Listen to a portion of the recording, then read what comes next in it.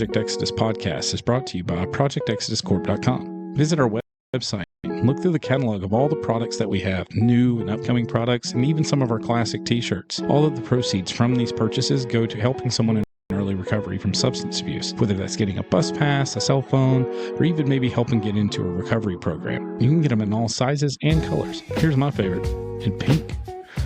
Nice. These are great quality products that you can get here, and it goes towards a good cause. So again, thanks for checking us out and enjoy the show.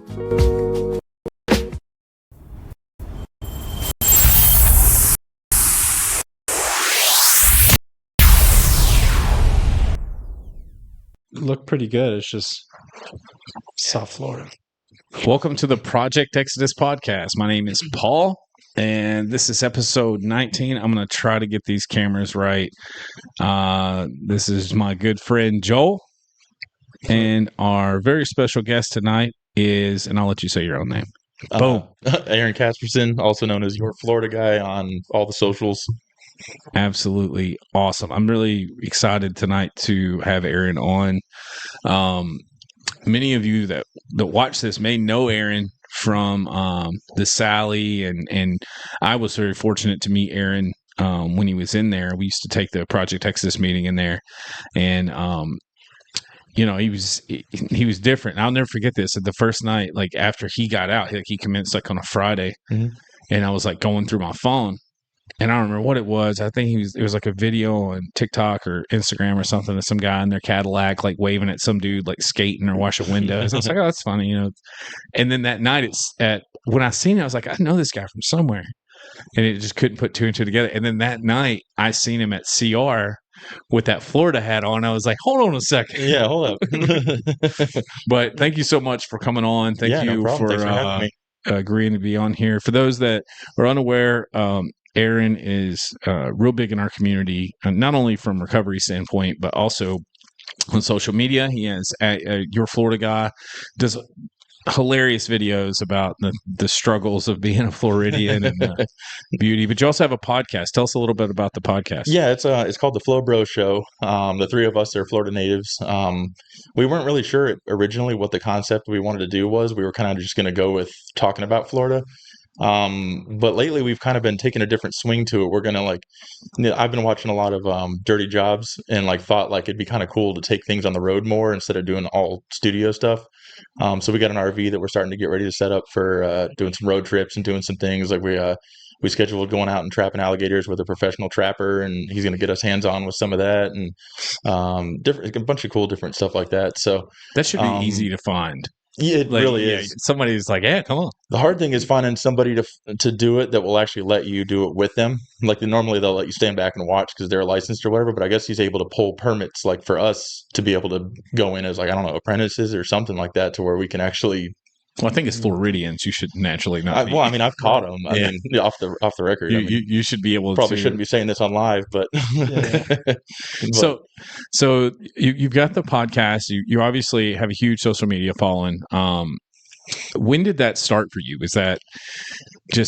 Was it by accident? Was this something that's kind of always been in your repertoire of just being the funny guy? Well, I've always kind of, whether it's, pain or joy, I always use humor to kind of get through things. That's always been my thing.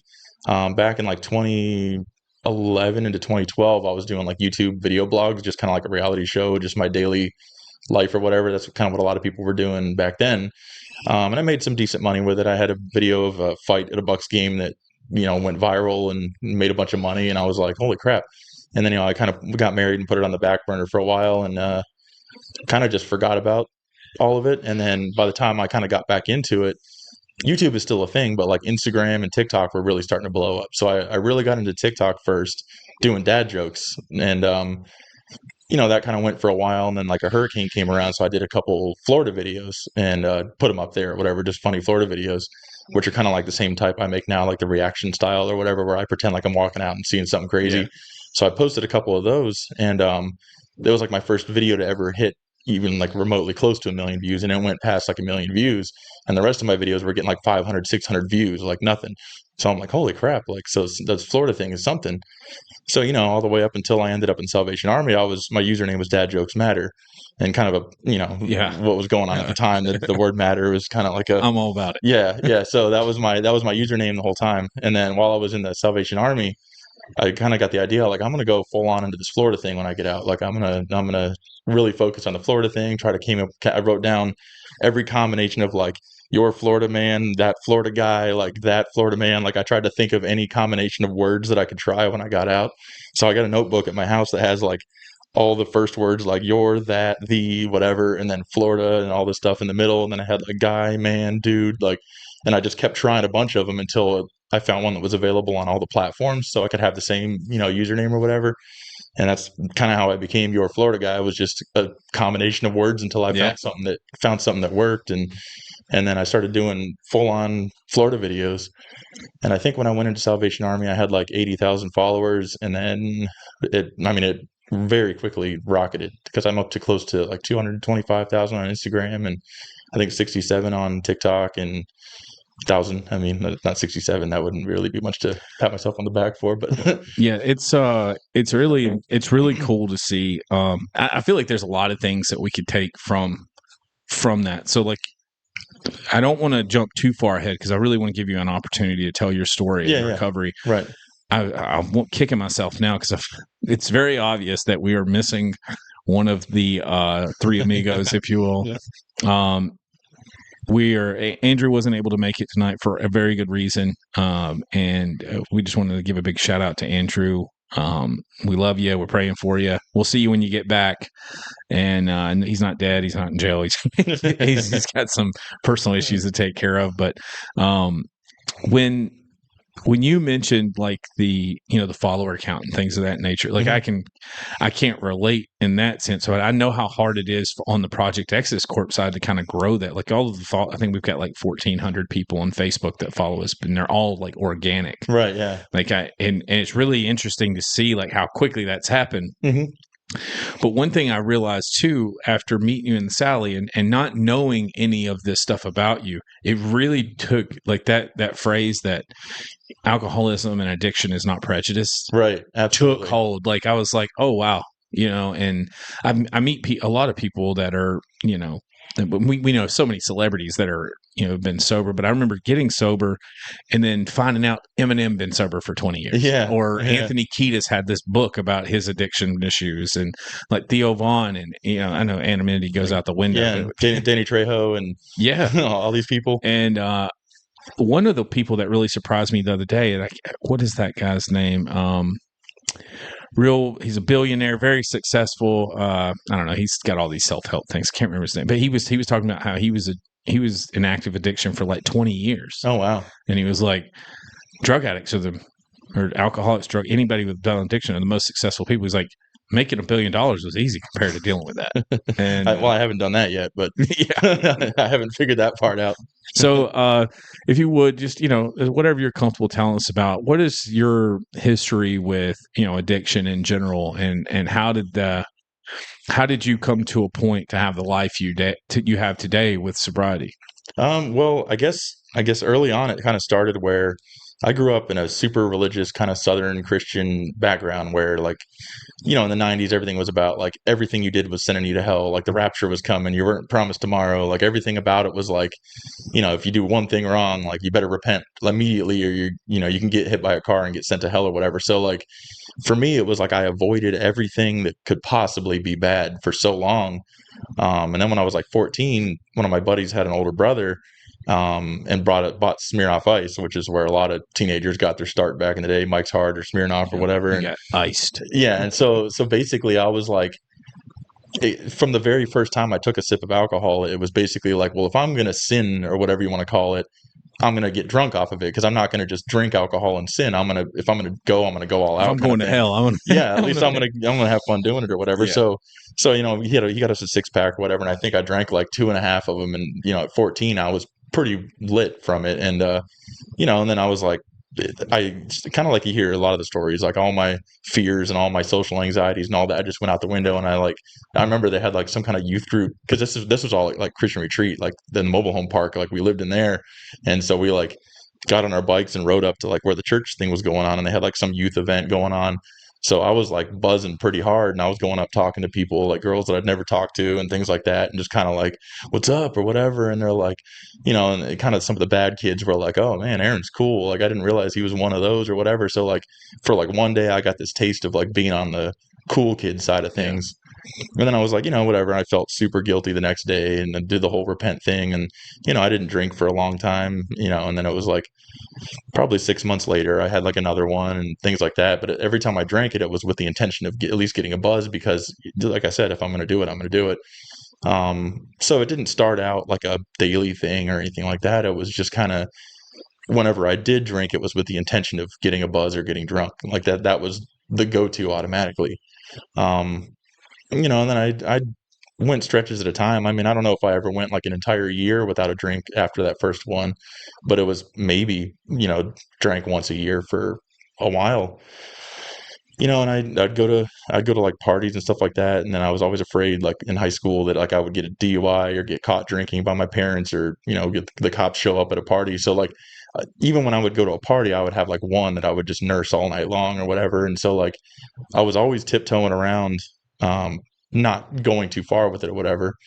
And then I just really didn't have it. And then I remember like when my sister, she's 2 years younger than me, she turned 21, and we both still lived with my parents.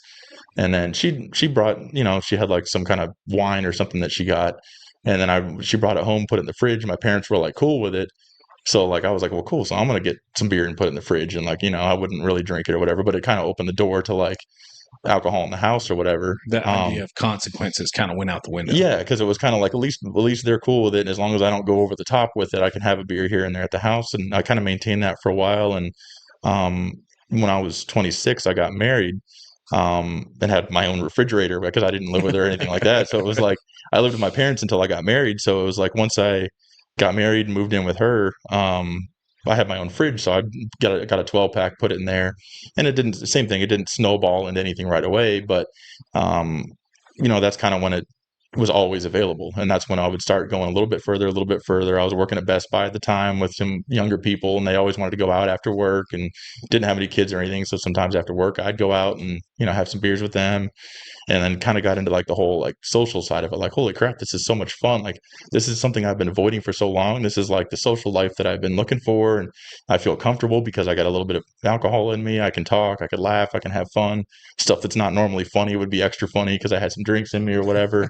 And then and I thought I was hilarious, when I was drinking, and maybe I was, maybe I wasn't, but we all had a good time or whatever. And then, it kind of transitioned to where Ed's Tavern out by where we live had music trivia I think it was Wednesday night.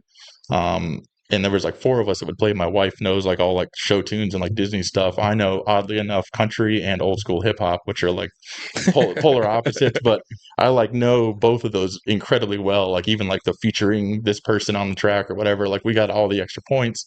And then we played with two other people that kind of filled in the gaps with everything. So we were a team of four people, and we would clean house every week, and every round you would win, you get a pitcher of beer. And then my wife still doesn't really drink, and one of the other guys that we'd play with, he would drink like a couple beers, but then it would just me and this one other girl would be the ones drinking. And so we'd get five pitchers because we'd win 5 rounds, and at the end of the night you get a gift card, so we $25 gift card, so we'd order shots with that. So it got to the point where every Wednesday we'd go play this music trivia. I just would get hammered because I was drinking all this beer. And it got to the point where I would like, we got 2 days a week off when I worked at Best Buy, but you had to work one weekend. So you picked a weekday to take off. And it kind of got to the point where I was adjusting my work schedule around my drinking to where I took Thursdays off at work. So that way I can go to Ed's, get hammered and play music trivia. No problem. Had the next day off to sleep it off or whatever.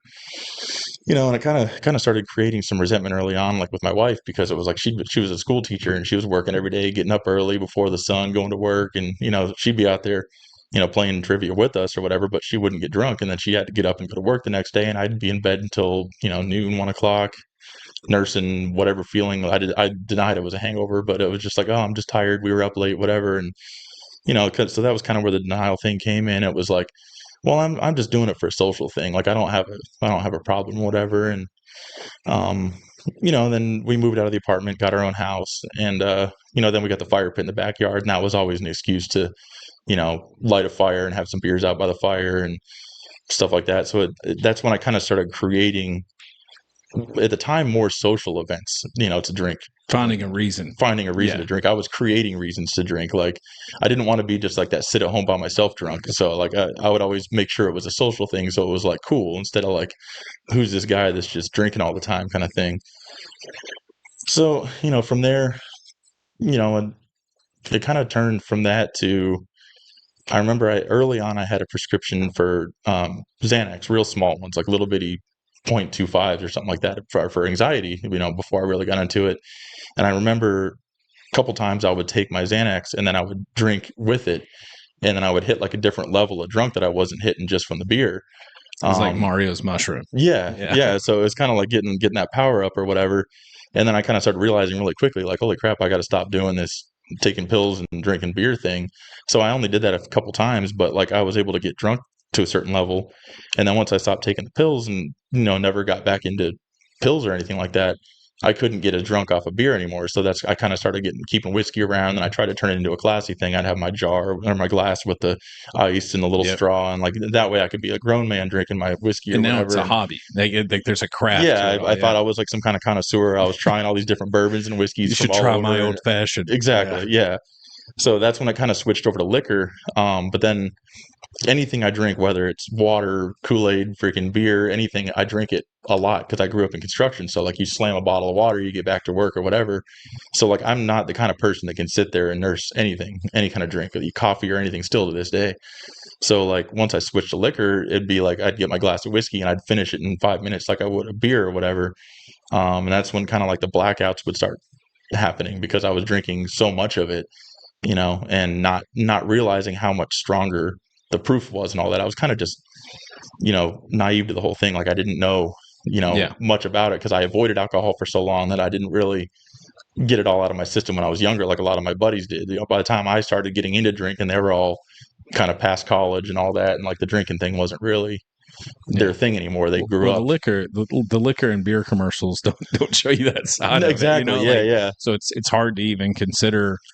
Like, oh, it's that I have a problem with it. Yeah, I think every beer commercial should be followed up by one of those like DUI checkpoint commercials or something like that. Like they should show you the before and after of everything. Yeah. That's not how advertising works. I mean, just like the Clydesdales come by and then on the back it's like, "Hi, this is Aaron." yeah, paddy wagons on the back of the Budweiser Clydesdales. But yeah, so it then that's kind of where the whole denial thing kind of started. And then it was like, that's when kind of like the events would start happening. Like I would drink too much. I'd get in an argument with my wife and I'd punch a hole in the wall or whatever. And I wouldn't remember it. Like I'd wake up one morning and like the cabinet door would be ripped off in the bathroom and I didn't remember doing it. And, then being in construction, I was able to fix everything. So like, I thought like, whatever, I'll just patch the drywall or I'll rearrange something to make the cabinet look good again. And so it's like, I always had some way to where I can like justify it, like, well, whatever. At least I didn't hit her, or at least I didn't kick the dog, or, whatever. It was always justifiable in my mind. And like, it was always like, well, she's the buzzkill. She's the only reason that I even punched that cabinet in the first place or whatever, because she doesn't drink. She doesn't understand. She's not fun, blah, blah, blah, whatever. And that's kind of where I thought that like, just because she didn't drink, she just doesn't get it. And she's just not fun or whatever. And so I started blaming her for like the bad things that were happening, not the fact that I was drinking too much and blacking out. It was like, well, she just doesn't drink like I do, so she's ruining it for me, and that's why we're getting in fights, is because she's not fun or whatever. Well, hats off to her because she's still around. I mean, I still got a ring on my finger. And not to jump in too soon, but like when you were talking about the holes in the wall and the cabinet doors, a guy told me one time, he's like, you can fix those things, but the damage is so much deeper to like those around you. Oh yeah. And I imagine that's what you were seeing that at some point. Yeah. I can't just spackle the holes that I put in her heart, from the whole thing. So it's kind of like, even though the house went back to looking normal and nothing in her was, because she was obviously sober and remembers everything that happened, the nasty things I said. There was some nights that she'd record me on her camera, on her voice recorder, screaming, yelling, just absurd things. And, I'd sober up and I'd just refuse to listen to them because I'm like, I don't even want to hear And then like sometimes she would catch me off guard and just play it, and I sounded like a monster. Um, and you'd think that would be enough, but I'm like, well, I was drunk, so it's whatever. Like I didn't mean what I said or whatever. And over the years, obviously, like you hear a lot, the word sorry meant nothing anymore. Saying I apologize meant nothing. The word promise was like nothing. It's like, I promise I won't drink like that ever again. And it's kind of like, well, that's what you said the last 5 times you promised that you weren't going to drink like that again. And, so it's all those words, even to this day, like if I say sorry, I got to like, it's not, I can't just say I'm sorry, for what I just said. I got to sit down and be like, listen, I just wanted to apologize for the way I acted earlier. You got to word things in a completely different way because you've damaged all those words. I realized that I'm sorry in this side of recovery for me turned into I was wrong. Yeah. Like that was the only way that I could really phrase things to really help people understand what I was saying. Yeah. Like even like when I was doing my amends, I never called and said I called to apologize. Yeah. It was just I called to let you know that I was wrong for what I did. And I don't know why that hit so differently. Yeah.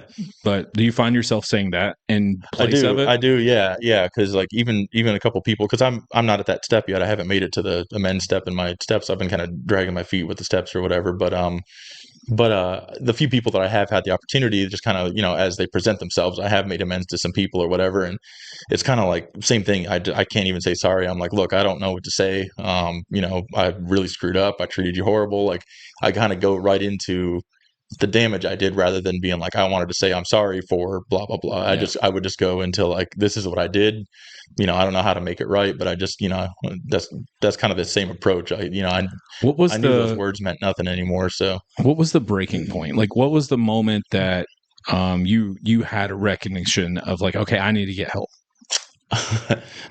Oh, here we go. So it was November of 2020. The election was coming up. And there was a particular candidate that was had parades, and people decorate their trucks, and obviously people could probably gather who I'm talking about. And they would do these trains, they called them, where they would parade all these vehicles through town. And I remember it was like 11 o'clock in the morning. The parade was coming down 70 where I live, and my neighbor and I decided, let's go out there and dress up in our gear for this particular candidate and cheer on the parade as it goes by or whatever. So, I had a flag tied around my neck like a cape. I was wearing the shirt. I had even shoes with the particular candidate's face on them. Like I was all decked out. And I remember I had a bottle of Maker's Mark I had in my car I brought with, and he had a cooler of beer. And our intention originally was just to drink the beer. And we were right by a racetrack gas station. So I remember we drank all the beer, went into racetrack, bought more beer, drank all that beer. And we're like, well, crap. So I was like, well, I got the whiskey in the car or whatever. So I remember then we cracked the whiskey open and we ended up finishing that whole bottle before the freaking parade even got there. So it's like, we were waiting for this thing for like a couple hours. Soused. And and so we were gone, and I don't remember anything. He ended up driving me home in my car, which looking back, he probably wasn't any kind of place to be driving either, but he was, I guess, more experienced, and he was a little bit older than me. So, and we lived right down the road. I mean, not that it, makes it right or whatever, but it was just a straight shot down a back road to my house or whatever. So he got me home, and I was already sleeping in the guest room because of previous events with my wife and arguments and things like that. And I remember I tried to sneak home and just act like I was taking a nap or whatever. And the way I was laying, I was like fully dressed, just like face down on the sleeper couch. And like, she just knew immediately. And then I remember she walked out, and then I heard my parents' voice in the house or whatever. And I was like, I lost it. I was like, why would you call them? I'm a grown man. Like, why are you ratting me out to my parents? And once again, I tried to like make it seem like, why are you acting like this? We're adults. Why are you bringing my parents into this kind of thing? And, that was the first time I ended up out of the house. I think it was only for like a day or two, and it wasn't very long before I talked my way back in the house or whatever. But that was the first time I realized like, oh crap. So a lot of people know Jim Ruchis, like from the community or whatever. So I'd known Jim since like 2006 or 2007. I knew he was involved with like Harvest House, things like that at the time. So I kind of realized like, oh my God, like that's just kind of crazy. I need to learn how to drink like a normal person, is what I thought. So I reached out to him, didn't know what to do. He took me to Centerstone to see if they had some kind of program, but because by the time I called him, it was like 3 days later, I didn't have to detox or anything, so they didn't really have anything for me at Centerstone. So then he found Celebrate Recovery, the local one. And at the time, my wife only had Tuesday nights off work, so we just found the Celebrate Recovery that happened to be on a Tuesday. was the one that, on Fruitvale there, and that's where I met Joel a few years ago. Shout out to Celebrate Recovery. Yeah, It's a really good meeting for anybody that hasn't been. The one on Tuesday nights over there. But yeah, just want to give them a shout out. Yeah, sure. absolutely. Yeah, like, and the first person I met was a guy named Ty. I texted him because his phone number was a contact thing or whatever, and he happened to be the door greeter, and he was like the face of the whole thing. Like when I walked in, I was walking up to the church, and I was like, I don't know if I even want to go in. I could just sit in my car and just say I went in or whatever, and that was kind of my plan. But then Ty, he's a little Vietnamese guy, like one of those super trendy, like dresses like a Jabberwocky kind of, one of those kind of guys, like really trendy guy. Busts the door open, and he's like, "Hey, what's up, man? Are you new here?" And I'm like, crap, he saw me. Like I can't, it's a long walk away up to the church. So I thought if I got close enough to where no one saw me, but he spotted me, and he's like, I'm Ty. And I was like, oh, I think you're the one I texted or whatever. And, so that kind of started my recovery thing. But at the time I was like, it was kind of a combo of like trying to get my wife off my back by going to meetings. Like if I go to meetings and I drink like a normal person, she'll let me have beer in the house again, as long as I don't keep liquor around. And, I tried to do that for a little bit, and I would do good. I would have like 3 beers during a football game, and I'd pat myself on the back like, cool, you did it. You beat drinking, like whatever. And then of course it was like, it got into, I would have a 6-pack of beer in the fridge, but then I would keep a bottle of vodka like behind the air handler in the garage because my arms were just long enough to reach it, but hers weren't. So I strategically started hiding things in places where I knew she couldn't get to them. And, I was an electrician, so I was able to pull the can lights down and hide it in the ceiling. Like it was, MacGyver. I got so, because she kept finding them. So I had to Yeah. get more and more creative with it. And to the point where I'm pulling can lights out of the ceiling and still somehow, You couldn't see the insanity. yeah, behind it. I still was able to justify it. Like, well, she just doesn't get it. Yeah. So like I have to hide this stuff because she's just doesn't understand or whatever. So I would drink like 2 beers, and then I would go out in the garage or whatever and just slam a little bit of vodka or whatever, because the smell goes away quick, especially if you wash it down with the beer. Had it all figured out. So I was able to, for a month or two, get the kind of buzz I wanted while looking like I was only drinking a couple beers. And then it got to the point where it's like, I'd slam a little bit, get my buzz on. And then she'd be like, I'm going to go take a shower and wash my hair. And I'm like, that means like 40 minutes. So I'd go back out to the garage and just bottoms up as much as I could. And by the time she'd come out of the shower, she thought I would have like 3 beers, and I'd be sitting there just like gone. And like at that point, she kind of knew. And then I could hear the garage door slam, and I could hear her out in the garage. And I knew once again, she found a bottle, and she always found them. So, it just it kept escalating to the point where, I would get a month, 2 months, 3 months sober, like, or dry, I guess this is the term we use now. I was definitely not sober minded by any means. It was just, I would just go stretches of time without drinking and get angrier as time went on. I wasn't working any kind of steps, didn't have any kind of sponsor, hadn't even gone to an AA meeting or anything at that point. So it kind of turned into hiding it. And then it got to the point where I just wasn't basically allowed to keep any alcohol in the house, wasn't allowed to have beer. So I would have like non-alcoholic beers, thinking I could do like the nicotine patch approach and like just drink a non-alcoholic beer whenever I thought I wanted a beer. Like if I'm watching football, I can have a non-alcoholic and it'd be the same thing. And once again, I made it about 4 months that particular time on the non-alcoholic beer before I was like, well, I'm only drinking 1 or 2 of these things now, so I can, if I just keep doing the same thing with real beers I was doing with this. And so I kept trying to get back into that, like, cool, I got it figured out. You were trying to escape. Like, yeah. You were making all these different valiant efforts. Yeah. Consciously to say, okay, I can't keep doing this. Yeah. But there was there was obviously a time where you were like, okay, I need to go to the Salvation Army. How did you get introduced to that? So basically that wasn't a one-step thing either. It wasn't really a choice that I made. It was more like a Marchman act that ended up with me there. But basically to kind of fast forward, but not really fast forward, that same kind of thing continued on for about 3 years, where I was hiding it, going a month or so, hiding it, whatever, kept getting caught. And then I remember my wife was pregnant with our second daughter. This was in December of 22, I believe. Yes, December of 22. And I knew she was going to be at her baby shower that day. And I think at that point I had like 3 months without drinking again like that. And I just figured this is going to be the last time I get to drink, because they're going to have a baby in the house. So I'm going to get some vodka or whatever, and I'm going to drink because she's going to be gone all day. She had friends in town, and then they were doing like an after party at her mom's house. So I knew I had like the whole day, to myself. And so I ended up drinking like an entire 750 of vodka before lunchtime, and I just didn't really feel a buzz like I wanted. I was like, well, crap. And then so I ended up going up to Publix because it's like a mile or two down the road from my house. I went up to Publix, got a box of fried chicken, got a second bottle of vodka, ate the fried chicken, ended up finishing the second bottle by like 4 o'clock. And at that point, I remember my heartbeat was like slamming, like it was like pounding hard. I felt like pain in my neck. My vision was going in and out. Like my left arm was tingling. Like I was freaking out. So I called my dad, and he took me to the hospital. And then the hospital sent me to my first detox over at Centerstone in Bradenton. And I remember I spent a few days in detox or whatever. And when I came out, I ended up staying at my parents' house for a little bit. I want to say it was like a month. And then my daughter was due in February. My wife was due with our second daughter in February.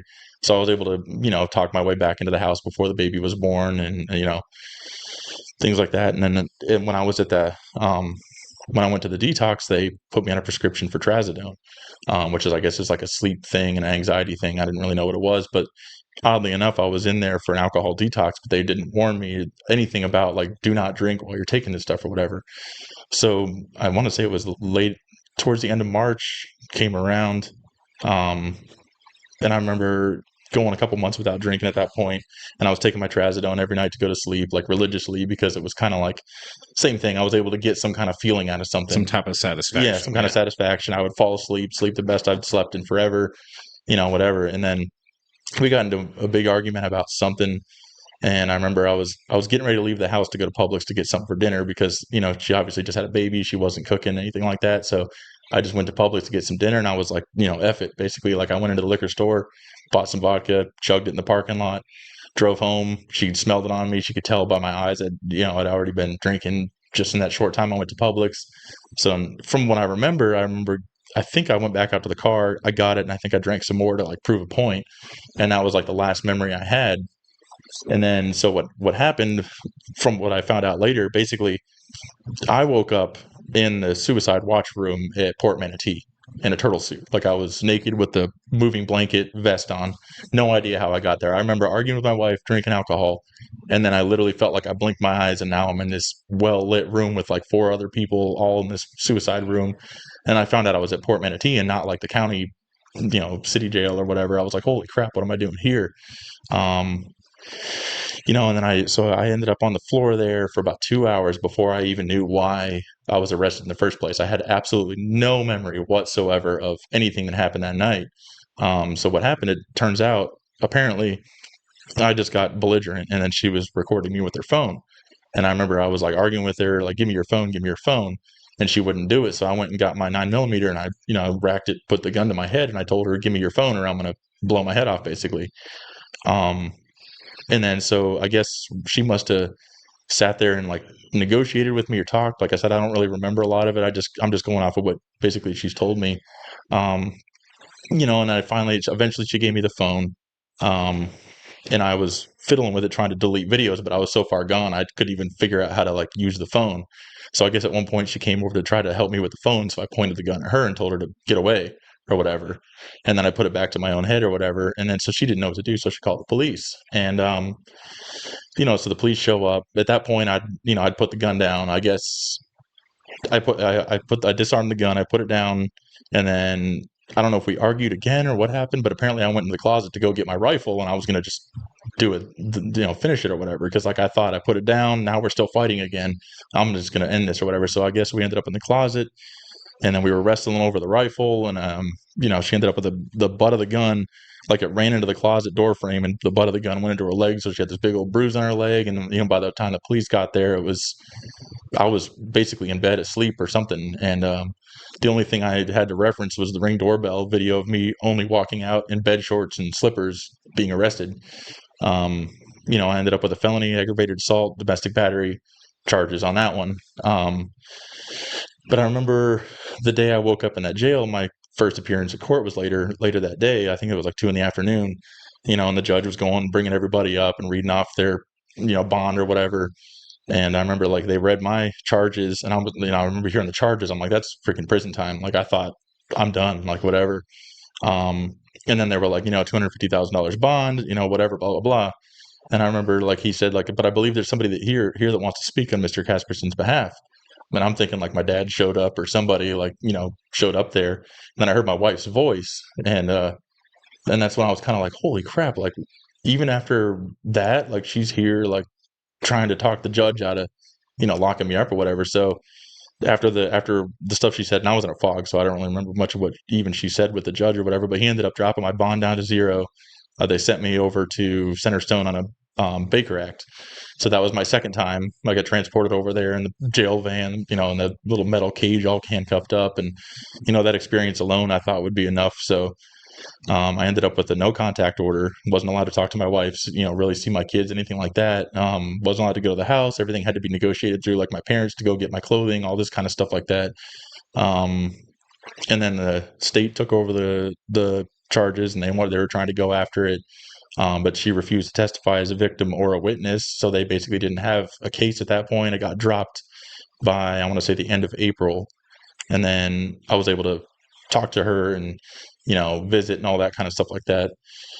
But, I thought kind of like previous attempts, it was just going to be like a cool, now I can come back home, and then a few months, like 2 months went by. And, I was realizing like, I'm not just going to get to move back in the house. Like, I'm still out of here. Like, and she's not letting me come back home. And even the visits were like very cautious. And like, if I sat down on the bed where I was sitting that night, even just to tie my shoes or something, it would just like Set her off. or whatever. So, we were doing counseling, doing things like that.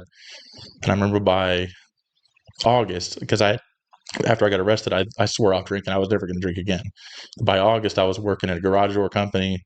The hardest job I ever had in my life, like physically, the heat, the lifting, the weight of it. I was getting all these little cuts all over my hand. Absolutely hated everyday life. So I got to the point where I'm like, you know what? I was like, if I'm making this kind of money, because I was making good money. So I was like, if I'm making this kind of money and I'm working this hard, I need something to take the edge off at the end of the day or whatever. And so, I'd start out, same thing, just vodka in the trunk of the car. I would just take a swig after I got off work, get home, and I would have a nice little buzz. And I could kind of like, I was living at my parents' house. So then I started making excuses why I'm too tired today. I can't come over and see you and the kids because I'm just exhausted from work.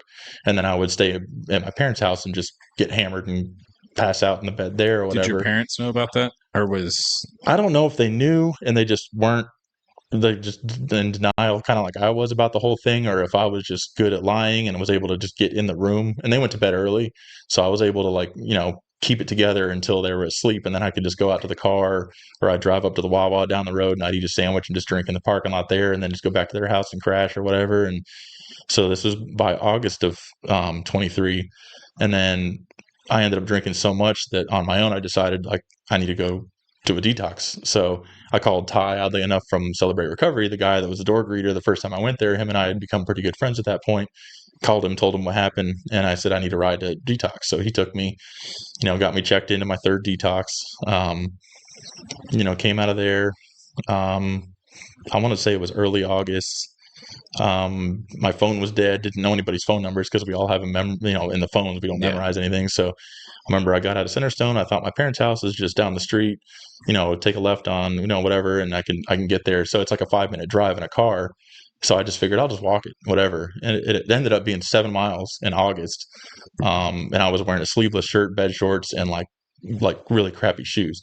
So I ended up walking this whole way, ended up with sunburn like on my actual eyeballs, which I didn't even know you can do just from bouncing off the road. And like, by the time I got to my parents' like house, a true Floridian. yeah. So by the time I got to their house, I looked like I was worse off than when I went into the detox because of the It's like, walking. how do you come out of there drunk? I know, like so I was gone. I was like detoxing from all the medication they put you on when you're in a detox. They obviously give you drugs to get you off the alcohol or whatever, so you don't stroke out or whatever. Right.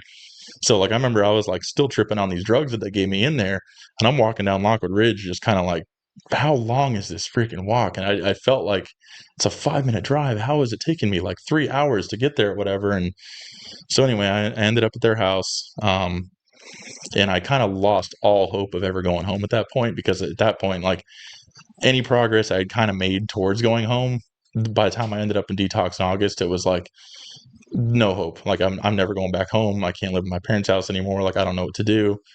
So I remember September 22nd, because I went on a bender after that. Like I think at that point I went like maybe a week after detox without drinking. And then I just decided screw it all. Like I already destroyed my life. Like at that point I'd lost the job because I went into detox and I wasn't able to tell them where I was going. So by the time I got out a week later and called, they were like, yeah, you're done. So I'd lost my job. I wasn't allowed to go to my house. Like everything was just done. So I remember September 22nd of 23. That morning, I remember I found out the Walmart liquor store opened at 7 o'clock in the morning, because every good alcoholic knows what time the liquor store is open, obviously. So that morning, I decided, you know what, I didn't have the guts to pull the trigger, I thought, with the gun, so I'm just going to drink myself to death. So I bought 2 handles of the cheapest vodka I could find, made sure it was like 80 proof or whatever. And I remember I got there at 7 o'clock.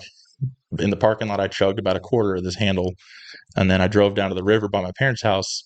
And by 8 o'clock, I'd finished one of the handles. And then, I remember I read a Bible verse, and I remember texting my wife, telling her I love her, and like a bunch of stuff like that. And it's a Bible verse I have on the back of my leg, 2 Timothy 1:7, which is, for God has not given us the spirit of fear, but a power of love and of a sound mind. So like I read that, like thinking like I'm gonna go be with God now, kind of a weird thing. Like I was already pretty far gone. Then I cracked the second handle open and just started going at it. And then I started getting to the point where I felt like my body was almost shutting down. So my parents' house was like a quarter mile down the street from the river. So I drove back to their house, went in bed. I chugged the last of whatever I could in my car before I walked in the house, went to bed, and basically just hoped I wasn't going to wake up after that. And then I remember, I don't know how many hours later. It was like probably 5, 6, 7 hours later. I remember I woke up in shock that I was even awake to begin with. And I was like almost like mad, like, what the heck, man? I can't even freaking drink myself to death and like whatever. And I remember hearing my wife's voice in the living room talking to my parents. And at that point, she'd been in touch with Jim Ruchis, and he came up with the plan of Marchman acting me, basically, get me to the hospital, make sure I'm good. Then I was Marchman acted, which sent me over to First Step, which was my 4th detox. And with the Marchman Act, I ended up obviously in a locked facility in the hospital where they check your cavities and all this humiliating stuff or whatever. And then I ended up over at First Step for a few days. And then from First Step, Mr. Ryan from Salvation Army came pick me up in the short bus and brought me over to the Sally and introduced you to Mr. Rick. Yes. And for those, a lot of people watching this know Mr. Rick's been on our podcast before. Yeah. Oh yeah. Mr. Kim was off that day, and he was the kind, loving, friendly one. Yeah. They normally check people in, but he was like not working for like a month or something at that point. So I had the pleasure of meeting Rick my first day, still on the detox drugs, and I remember sitting at his desk, kind of in a fog, and trying to explain why I was there, and like I'm not really that bad, whatever, blah blah. And somehow he told me to go F myself, but it was somehow being told to F yourself in the most loving way I'd ever heard it. It was like, anybody that knows Rick knows what I'm talking about. It sounds, to anybody listening that doesn't know him, it sounds like the craziest thing you'd ever heard. But somehow the way he said it to me, it kind of got my attention. And then he like kind of really talked from the heart. And I was like, did he just tell me to go F myself? Like, what just happened here? Like, let me just, so we meet you at this juncture. This is where me, Joel, and Andrew we're coming into the Salvation Army, and this is where I meet you. But I wanted to ask you, because obviously you've been through some detoxes, 4 or 5 detoxes. This has been a roller coaster ride of your life for a very long time. This was all within 10 months of each other. Jail, turtle suit, to a point where it's like you don't want to live anymore. And I think a lot of people can relate that have dealt with alcoholism. It's a very brutal. It's legal. Yeah. You know what I mean? Like it's not something. I mean, there's facets of it that are illegal. Obviously. Right. But you can walk in anywhere and get it. What about that program and those people changed this? Made it at this time. It was something that made you look at it differently. It was kind of a combination of things. Like at first, it would just, I didn't want to be there at all. Like I thought, after like the first few days I was there, like the first couple of days, I was kind of happy that I was getting help. And then once I sobered up again from like the detox drugs and all that stuff, and by like my 3rd or 4th day, and I realized like I'm there and I'm kind of feeling good, like healthy, I guess. Like I wasn't hungover or whatever. So I started thinking like, I don't need this, like, whatever. And it was like, but then I knew that my parents already told me I wasn't going back to their house. And then my wife, obviously I wasn't going back to my house. So I was kind of like, well, I got nowhere to go if I leave here, and I got a bed and food here. At that point, I'd kind of burned all my friendships. None of my friends were going to let me stay at their house, because they all had kids and everybody had families by that point. So no one was going to let this guy freaking stay at their house. So I was like, well, crap. So I was like, well, I guess I'll just stick it out until I figure out what I'm doing.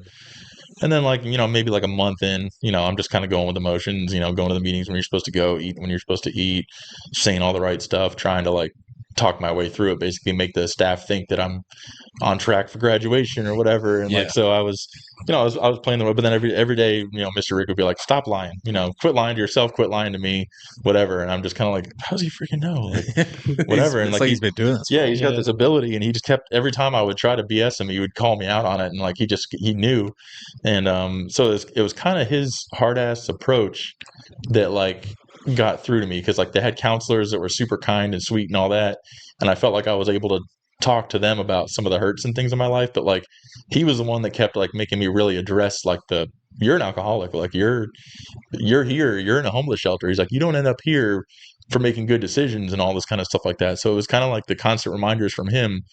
And then it was like, like I said, I'd never gone to AA before. I'd never known about the program. I thought, like the movies, you see people sitting in a circle crying, like, Yeah. I drove past a beer can today and whatever. And But that's what it's really like. yeah, so I was thinking like, I want nothing to do with that, because it's like, there, to me, like Alcoholics Anonymous, from what you see in the movies, isn't a solution. It's just like they were driving to work and they couldn't handle the thought of not drinking, so they go to Yeah. a meeting and they cry about their day and whatever. So like I thought, like, I don't need that, like whatever. And then so being there, you're obviously you're part of the program is like you have to go to 5 meetings a day, while you're in there. And there's AA and NA. They would switch back and forth throughout the day or whatever. And they're the same program, just different wording for NA and AA, but basically the exact same thing. So it was kind of like, I hated it at first, because they do the same readings at the beginning of every meeting. And I'm like, holy crap, like how many times we got to do this? And then it was like, after like a month and a half, I'm like, this is going to suck either way. So I might as well try to find something, out of one of these meetings. Like even if I think the whole meeting sucked, if one person said one thing I could relate to, maybe I'll take that with me or whatever. So I kind of started opening my eyes to look for, I'm going to find something about this meeting that's beneficial, rather than just sitting here like this sucks the whole time. And so I'd go back to lunch or dinner or whatever, and I'd be sitting there like, man, that meeting sucked. I was like, but that one guy, said this one thing that like that sounded just like me or whatever, and I could really relate to that. And then I'd talk to a couple of guys at the table about it or whatever, and the same thing. Like a lot of us got there at the same time. We're all like, we don't, this is bullcrap. Like we don't need this, whatever. And I remember talking to a few of the guys at the table about it, and they were like, yeah, I know, I'm kind of starting to notice some things too that people are saying that are really relatable. And so it was almost kind of like that herd mentality, where it was like, once I realized some of the other guys were kind of starting to feel the same way, I felt more comfortable like talking about the meetings and things like that, and the positive side of it. And then it got to the point where instead of like 55 minutes of the meeting sucking, it got to where it was like 30 minutes of the meeting sucked, and then it got down to 20 minutes of the meeting sucked, and eventually it got to the point where after a couple months, where I just enjoyed the meetings. Like I was like, man, this is what AA is. Like this is what I've been missing out on this entire time. And like, then they were talking about a sponsor, so I got a sponsor while I was in there, and doing all that kind of stuff. And it's like, once I actually kind of gave into the program and like actually was like, well, I got to be here either way. I might as well make the best of it. And that's when I really realized like, this is something that's like got something to it. And, and I was in the CRP program, and they had the classes, every morning. And they really, really dig down deep to like the very first thing that ever happened to you when you were like 3 years old that might have started this thing or whatever, like rejection and different things and family stuff. And, so they were able to chip away layer by layer from something that happened, like, a hurt that might have happened a month before I ended up in Salvation Army, and they just kept chipping all the way back to like childhood, to where like I could pinpoint exactly like, well, this feeling of inadequacy comes from this event that happened, and this and that and this and that. And it's like, so that's what really works for me now, is especially once I came out and started going to meetings out in the real world, it was like, whenever I'd feel a certain way, I could like look back on the first time I felt that way and what caused it and all that kind of stuff. And rather than just trying to escape from my emotions, I was able to face the original hurt that related to the hurt that I'm feeling now, if that makes any sense. Yeah, no, So sure. like, so if I feel like rejected now about something, I would go back to like the first time I felt that feeling of rejection, and I'm like, okay, so this is just the same thing years later. how do I deal with it now? And so little by little, I've been able to deal with the hurts and the pains and all the things that I would escape from, because I drank to escape. I wasn't just a, you know, drink to get drunk kind of person. My whole thing was I just wanted a break. Like it was like a little vacation in a bottle for me, you know. So it So was like, let me, and not to cut you off, but let me yeah, ask no, you this yeah. real quick. So you're approaching 15 months sober, and congratulations, by Thank the you. way. Thank you. It's so weird. I think the one thing that helps my recovery more than anything is service, and we talk about that a lot. Yeah. Like taking those meetings into the Salvation Army and meeting you and Justy and Yeah, Ant, yeah. all these people. Like I just want to stop and say like how proud I am of you, Well, thank you. because Thank you. I do remember when I first met you, like there was like this sense of defeat. Yeah. Oh, yeah. And as Yeah. I got to know you and a little bit more of the story about you and your kids and your wife, like I just want to make sure that it's very clear, like, you know, Salvation Army is so great for this community, but I'm proud of you fighting through that. Well, thank you. Thank you. And to see where you are today, to see you meeting with Grady Judd Yeah, and yeah. like every time I see any of those videos, you know, I obviously don't know your friends too much, but I'll see you and I just see the happiness in you. Yeah. Oh, And yeah. that leads me to ask you this, like, what is life like today? Oh, man. Well, obviously there's a lot of the, you know, Please address the relationship with for our viewers. I'm yeah, sure yeah. everybody's dying to know. So basically, yeah, I'm still married to the same girl. You know, January will be 18 years since I asked her out. We've been married for coming up on 13. Um, you know, but I've put her through hell. So there's a lot of days still where the traumas are triggered, things like that, and so we're still working through obviously the emotional damage I caused.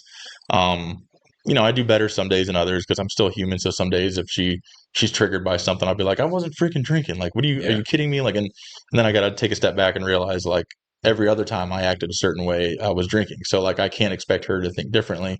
So it's a constant adjustment as I go, like, you know, realizing how I react.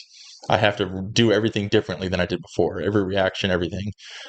So, you know, little by little, we're working through it. I was in the Salvation Army last Christmas and Thanksgiving and New Year's and all that. So it's just been really cool being home and being sober. And like I've been making sure the house is clean. And like, so the only focus she has is like decorating and putting all her stuff up. And our house feels like a home. We got Christmas tree all decorated. And it's like, being home with my daughters and seeing the magic of Christmas and how excited they are about it, like it's something I never really truly appreciated before because I used to think I hated the holidays, but it was just because I would ruin them every year.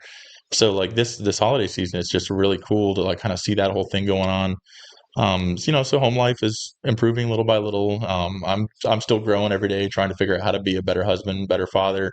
My goal is to be the best at you know, father and husband stuff, obviously, and you know, it's a work in progress. And you know, like I said, kind of with the social media stuff, once I got out, you know, I focused on the Florida stuff, changing my name, changed my whole approach to just kind of making fun of and having fun with Florida and like the Florida man and the crazy stuff that You happens do a here. good And, job at it. well, thank Yeah, you, you thank do you. a really good job. Trying to find a balance and all that kind of stuff like that. So I went with the Florida thing.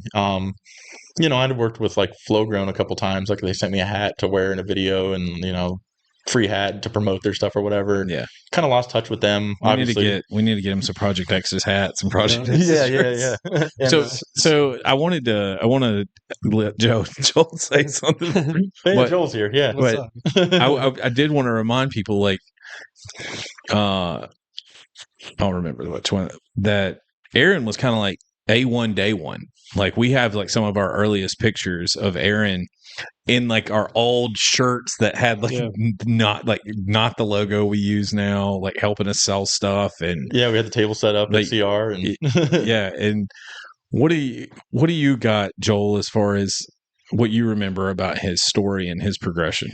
So well, when I first met him, I was in CR, and he was kind of like a mentor or a leader of that meeting, and I just remember, What? yeah, I remember sitting there like, you know, some people you can sit in a, you'll go to a meeting and you'll talk to them and you'll see exactly what their disease is. You know what I mean? You can kind of pinpoint it just based on their behavior or the way they act and the way they communicate and the way they socialize and a little bit of their story. You can be like, okay, that's exactly, now I see why he drank like that. And Aaron, it was hard to figure out because he was so open and honest in the way he spoke, and it, you know, he just seemed put together. of course, I leave that meeting, and I was like, I don't know. It was just, I hated all meetings. I was still so sick at the time. You know what I mean? And but I remember just thinking highly of him as I left. I remember talking to him outside, and I was like, "Yeah, I'll see you every Tuesday night." Of course, I never showed up again, but you know what I mean. And then it's like alcoholism. It's cunning and baffling. And there I see him. I finally keep progressing in my recovery, and I go into the Salvation Army, and there he is. And this is maybe a year later or something like that. And I was just like, what happened, man? Yeah. I mean, like, where did this go?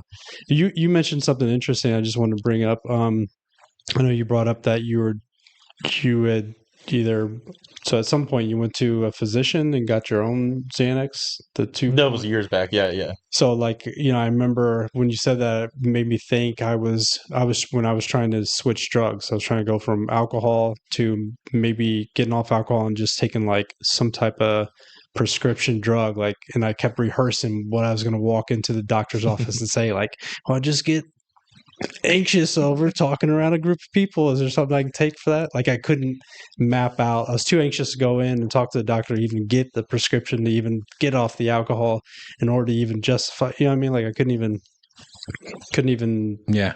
Must like couldn't even get past the anxiety. Yeah, same thing with like a meeting. It's like, and I know there's going to be a lot of people that probably watch this that watch this podcast that are actually still in active addiction. Especially since Aaron's here, they're going to watch his story and stuff. But it's like, because all of Aaron's followers. yeah, that's Florida, man.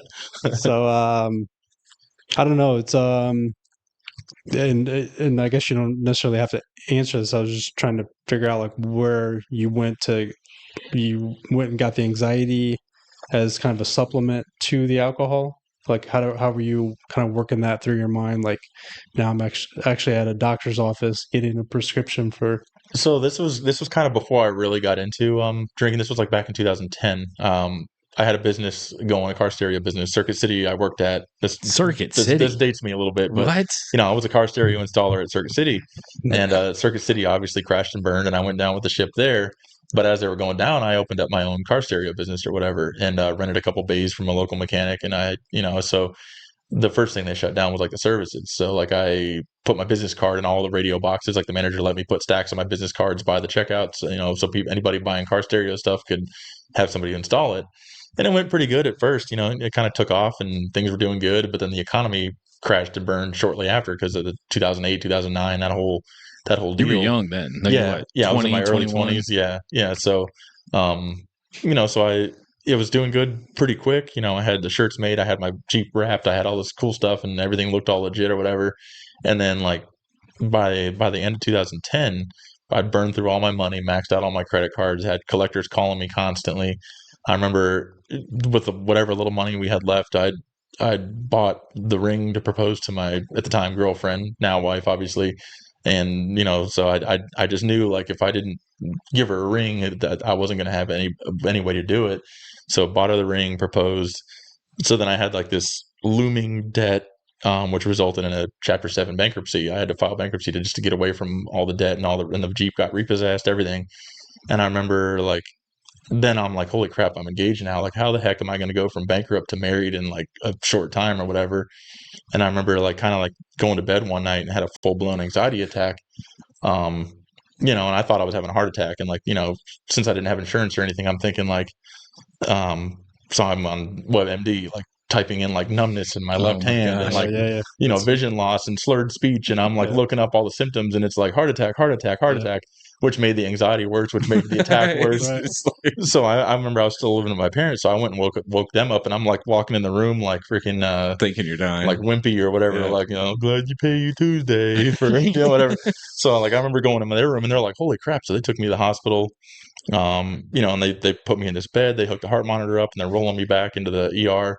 And then the doctor comes in to check on me. Like, everybody's freaking out because they think it's like a heart thing going on by the symptoms and everything. The nurses and everybody get me hooked up. The doctor comes in and he kind of like gives me this look and he's like, I'll be right back. And I'm thinking like, I'm dying. Like, where are you going? Whatever. But he walked in and saw like the heart monitor and saw like something that was the EKG. EKG. Yeah. Basically everything was fine, but elevated or whatever. So he came back with this big old stick of something like a pill in a cup. he goes, take this, and you got the button, call me if you feel anything bad happening or whatever. And so I took this giant pill. And then I remember, like, within like 15 minutes, I'm just sitting there. I felt like all the bones left in my body, and Tranquilized. I'm literally just like this. I feel the best I've ever felt in my entire life, like whatever. And so he came back, and I'm like, I don't know if you gave me a placebo or if that was like a real thing. He goes, oh no, that was a full dose of Xanax, and I figured you were having an anxiety attack based on what I was looking at. He goes, and I felt that was a good thing to try or whatever, so he gave it to me. And then that's where they wrote me a prescription, and it was like refillable. Like, it wasn't really like a limited thing, which is crazy. Like that. The last thing that you can give an addict or an alcoholic is something that they can abuse. Yeah, It's like, and refill. Yeah, yeah. I always tell people, and I know we're kind of getting close. You've done a great job tonight. It's an amazing story. Yeah. I wanted to take just a couple minutes, do a little guilty plug for anybody that's watching this tonight that is dealing with any type of substance abuse, alcoholism, addiction. I really encourage you that if you're trying to get help, please reach out. You can reach us on Facebook. You can go to our website. Don't be afraid to talk to someone about it. All three of us sitting here tonight have dealt with addiction in some form or fashion, and it really requires the desperate need and call to reach out and get with someone that's been through this. A lot of times, and I'm not trying to downplay the importance of seeing a medical professional, but try to find someone that's been through something similar. Mm-hmm. That can really help you understand why these things happen the way. I tell people this all the time. It's not really the drugs and alcohol that we have a problem with. Like, we're the problem. Mm-hmm. Our mental state, like the way that we think of things. Like Aaron would say over and over, he kept trying to figure out how to drink normally. Yeah. And it's not necessarily that he couldn't drink normally. It's just that's just not how he's wired, And I think I can relate. I know for a fact Joel can relate. Like the anxiety, like trying to escape these issues in life with the wrong things. And it's that's what the Salvation Army, I'm sure, kind of taught you how to deal with those things. Absolutely. And the recovery and the AA meetings and the fellowship and the unity in these programs that's what's taught me to be comfortable with who I am. Mm-hmm. For anybody that's watching, we have a meeting on Saturday nights at 7:00. It's Next Generation Recovery. If anyone knows Joel, when I met Joel, didn't want to talk in front of anybody, but he gives some of the greatest, most powerful presentations for 30, 45 minutes, an hour on a Saturday night now. Exposure therapy. Exposure. Just running through the ringer. Yeah, that's the recovery right there, man. He's one of those men that doesn't say a lot, but when he does, it's some powerful stuff. But that is my disease, insufficiency. I never, and it's interesting that you said that they try to work you back at Salvation Army and work you through the trauma that the trauma came first. Mm-hmm. Like for me, I never felt like that way. I don't have a memory of the trauma first. I have a memory of the biological response to my natural environment with no trauma. Mm-hmm. It's just that's the mode I'm approaching life at, from the bottom looking up always. It's not because someone put me there. I got no I got no memory of ever being stomped down or put there. It's just from day one, I've always went from the bottom looking up, so. Mm-hmm. What you said that I related to more than anything was when you talked about being raised in a Christian family. Yeah. Like that was my story. Like I was raised I don't want to say sheltered, but sheltered. Yeah. You know what I mean? Yeah. Like everything was bad. Nothing you did was really good enough. Like as soon as you got good at not being bad at, sinful at something, it was like there was another thing that and I just remember like anytime I could sneak away and be bad was like a guilty pleasure. Mm-hmm. So when the alcohol or the cocaine or the marijuana or the girls or the whatever that I wasn't supposed to be doing, you mentioned like being at that like church camp. Like my addiction really started at a Christian singing school every summer with my buddies. Like my best friends lived 3 states over. We talked every day, but we would always had this guilty side of like, I went out this weekend ripping and roaring, or my buddy would call me like messed up on Ambien in the middle of the night. And that was like, I was the person, or they were the person we could actually talk about those things too. Unfortunately, it was in a very bad light, like it was more braggadocious and really instead of being like, I shouldn't have done this. But addiction is going to happen anywhere. It doesn't matter if it's church camp. It doesn't matter where it's at. If you don't have the Well, just think, not to get too deep in all that, but our social construct of addiction and that disconnect with people is just It's the escape. yeah. Yeah. It's the escape from like whatever you're dealing with. So, Aaron, what would you have, to the viewers and listeners that are listening, like that are still in active addiction and they're trying to, they're partly probably in denial, kind of how you were, but also kind of lost. There's no other, I remember in the darkest days I had to keep drinking just because I had built up so much consequences. It was like, well, now I have to drink.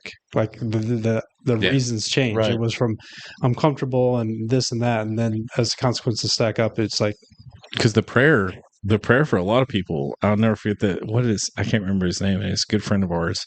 He said that he was in a detox and they were teaching people how to pray. Yeah. And so they were going around the room and each person would say a prayer. And they got to him and he's like, I had never prayed before. He's like, well, just tell God what you want. Mm-hmm. And he said he prayed that he could drink and use drugs without consequences. Like that's what he wanted. Yeah. But like that's the realization is like, we can't.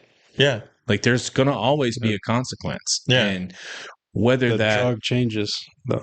The drug changes. You know what I mean? Yeah. It's going to be, whether it's jail, detox, lose your family, try to, lose your life. Like there's going to be a consequence associated with it.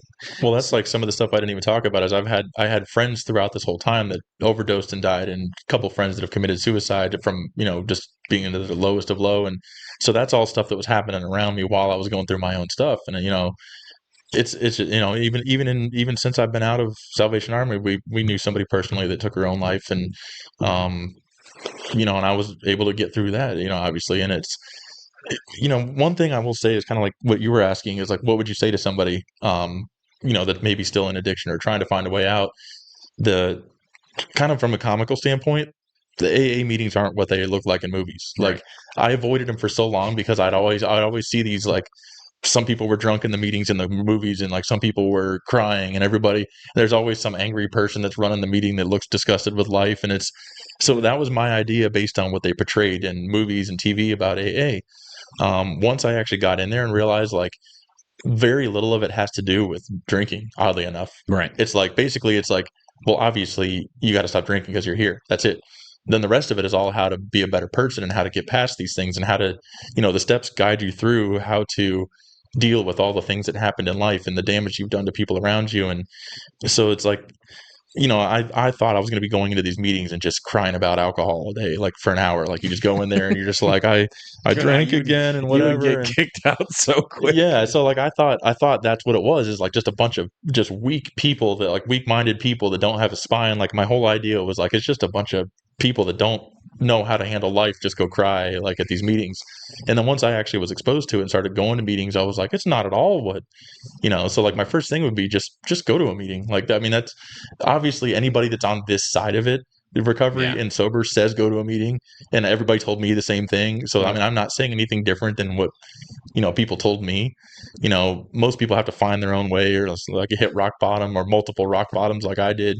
But I before you continue down the road that I went down to end up the way I did, just try it. I mean, just go to a meeting, just sit there and listen. You don't have to. Because if you can relate to anything that Aaron said tonight, like if you heard his story and said, oh, that was me, or that is me currently, like that, what I would say is go to a meeting. Yeah. Because if that is you, then you're just like all of us. Yeah. You know what I mean? Like, you mentioned like seeing on TV. I always think of Jesse Pinkman on Breaking Bad going to that meeting, and like everybody's in that circle, and he's sitting there, and finally they get him to crack. Yeah, and he like it's like it took him forever. Like he was there trying to sell drugs to people. Yeah, right. But like that's there's always that person that will be there that doesn't want to be there, and when that moment happens where you're like, oh, I don't want to use or drink anymore. Like it's a beautiful thing. Like it takes the willingness and want to be there, and that's a hard part to come to in life. But if you're at that point, like I said, please reach out. So it's 7:07. We've had a wonderful meeting, a wonderful podcast with Aaron. You have to come back. We appreciate everything you've done. If again, we want to just say thank you and how proud of you we are for everything. Well, thank you. Yeah, man. Thank you. We didn't get to talk about Grady Judd too much. We'll save that for when Andrew's here. That's our good buddy. Anybody that's watching tonight, that know anything about, if you don't know, we're Project Exodus Corp. We help people in early recovery that are transitioning from a life of addiction or substance abuse into a life of recovery. So we use the funds and the money that we raise here to help people get into recovery homes, or say they're trying to get a phone because they don't have anything, phone, clothes, boots, bus passes, things of that nature. So that's what we use. And you can go to our website. We sell t-shirts. All those proceeds from those t-shirts go to purchasing these things and helping people in recovery. So we want to say thank you to Aaron. We want to say thank you to Joel. And we will be seeing you all again next week. Are we going to be here for Christmas or the day after Christmas? Yeah, we're going to do it. Do we have a guest? Aaron's coming back.